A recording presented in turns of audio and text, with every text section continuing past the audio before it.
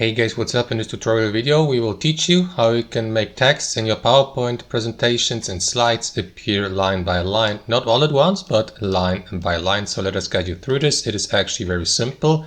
Head over to your presentation on PowerPoint and let's assume you would like to work on a slide like that one here, featuring a text box like this here with that text and that one as well. And now during your slideshow or presentation you don't want these texts to appear at once, but one after another or line by line. So let us guide you through this, guys. It is very simple. Start by selecting the text box, which in this case here would be that one containing the given text.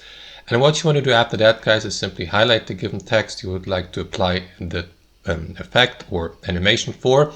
And after that, head over from the Home tab here at the top to the Animations tab.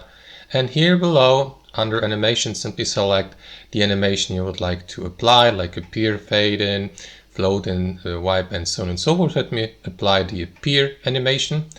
And after that, what you want to do as well, guys, you will see, for example, that small icon here to the left indicating that the given animation has been applied to that text box.